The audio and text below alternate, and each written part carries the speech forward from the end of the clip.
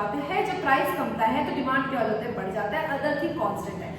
क्या होता है ना, बहुत बार बहुत लोग क्वेश्चन पूछते हैं कि नहीं ये वाला फैक्टर तो इम्पैक्ट नहीं करता, ये वाला फैक्टर तो इम्पैक्ट नहीं करता, तो क्या हो गया, इसीलिए बता दिया गया, पहले ही आप लोगों को रिस्ट्रिक्ट कर दिया गया कि आप इस बाउंड्रीज के अंदर रहते हुए ही समझे कि डिमांड क्या होता है। डिमांड का मतलब है अगर प्राइस बढ़ गया तो डिमांड कम हो जाना है, डिमांड कम गया तो प्राइस बढ़ जाना है, ऑब्वियसली अदर थिंग सेम रहेगा। मतलब आप ये मान के चलो कि आपकी इनकम नहीं बढ़ रही है, आप ये मान के चलो कि आपको कोई भी अलग गुड्स नहीं लेना है, आप ये मान के चलो कि सेम प्राइस है, आप ये मान करके चलो कि प्राइस कॉम्प्लीमेंट्री गुड्स की आप कांस्टेंट रखो, आप प्राइस सब्स्टिट्यूट गुड्स की आप सोचो कि कोई चेंज नहीं हो रहा है उसमें, टेस्ट एंड प्रेफरेंसेस लोगों की चेंज नहीं हो रही है, गवर्नमेंट कोई पॉलिसीज में चेंजेस नहीं ला रहा है, आप ये सोचो कि फ्यूचर के बारे में आप मत सोचो कि फ्यूचर में प्राइस बढ़ेगा या कमेगा, आप सारे चीज को कांस्टेंट ले लो।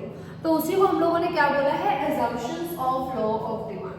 assumptions of law of demand क्या है, ये assumptions माना गया है कि ये assumption माना गया है लॉ ऑफ डिमांड का कि सारी चीजें कांस्टेंट रहेंगी सिर्फ प्राइस को छोड़कर, प्राइस ऑफ वन कमोडिटी को छोड़कर। जैसे अगर मैं प्राइस ऑफ रिलेटेड कमोडिटी भी बोलूं तो वो भी क्या रहेगा, price of related goods will be constant, income of the consumer, income जो है कंज्यूमर का वो भी क्या रहेगा, कांस्टेंट या same. Government, no change in government policy, कोई भी चेंज नहीं होगा गवर्नमेंट पॉलिसीज में, ठीक है। टेस्ट एंड प्रेफरेंसेस लोगों की चेंज नहीं हो रही है, taste and preferences remain unchanged.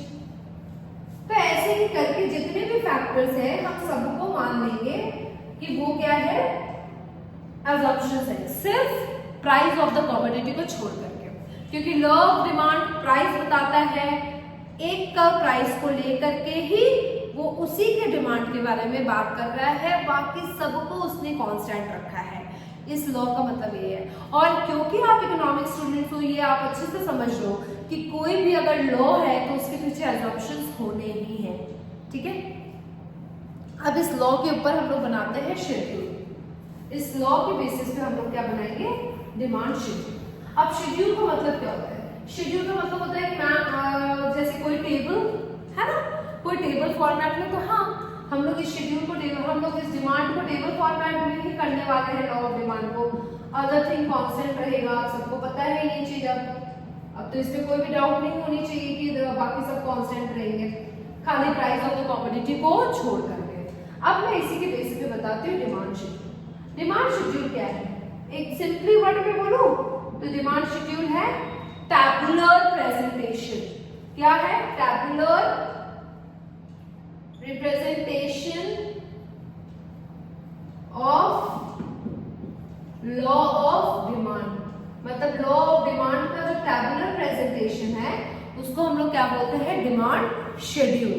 Suppose अगर मैं इसी चीज को जो मैंने अभी बोला उसी को अगर मैं टेबल के फॉर्मेट में दिखाऊं, सपोज मैंने यहाँ प्राइस दे दिया x का और यहाँ पे मैं क्वांटिटी डिमांडेड ले ली x का, तो अगर मैं बोली कि 10 रुपया दाम था तो मैंने 5 यूनिट डिमांड किए, अब उसका प्राइस जो है वो 20 रुपया हो गया, तो मैंने डिमांड क्या की है, 2 यूनिट। तो प्राइस के बढ़ने से मेरा डिमांड क्या हो गया, कम हो गया। तो मैंने यहाँ पे लॉ ऑफ डिमांड बताया, हाँ लॉ ऑफ डिमांड बताया, प्राइस के बढ़ने से डिमांड कम हो जाता है। अदर थिंग को मैंने कांस्टेंट रखा क्योंकि मैं अदर थिंग के बारे में तो बात नहीं कर रही हूँ। अब मैंने इसको किस प्रेजेंटेशन के फॉर्म में बताया है, टैबुलर प्रेजेंटेशन के फॉर्म में बताया। तो ये मेरा क्या है, डिमांड शेड्यूल। अगर मैं यही बोलूं कि डिमांड कर्व क्या होता है, तो डिमांड कर्व क्या है, डिमांड कर्व का मतलब है ग्राफिकल प्रेजेंटेशन, ग्राफिकल रिप्रेजेंटेशन किसका बेटा, ऑफ लॉ ऑफ डिमांड का, ठीक है। तो लॉ ऑफ डिमांड का जो ग्राफिकल प्रेजेंटेशन है ना, उसी को हम लोग क्या बोलते हैं, डिमांड कर्व। अब आप सबको पता है, यहाँ पे अपने y एक्सिस मेजर करेंगे, यहाँ पे अपने x एक्सिस मेजर करेंगे, यहाँ पे क्वांटिटी डिमांडेड होगा और वहाँ पे ओरिजिन दैट इज एंड यहाँ पे प्राइस।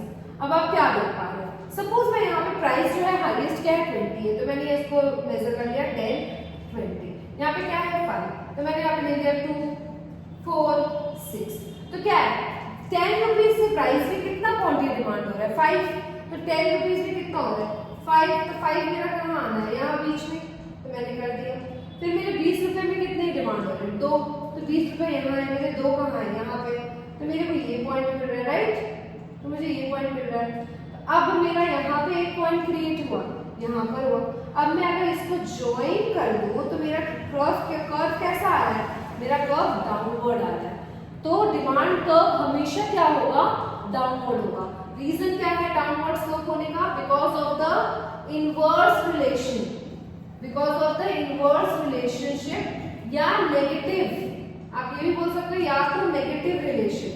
नेगेटिव रिलेशन किसका, प्राइस और क्वांटिटी डिमांड का या डिमांड का। तो प्राइस और डिमांड के बीच में इनवर्स और नेगेटिव रिलेशन है, जिसकी वजह से ये कौन सा स्लोप होता है, डाउनवर्ड स्लोप कर्व होता है right, downward slope of demand curve. समझे? तो ये था हमारा क्या, law of demand, demand schedule and demand curve.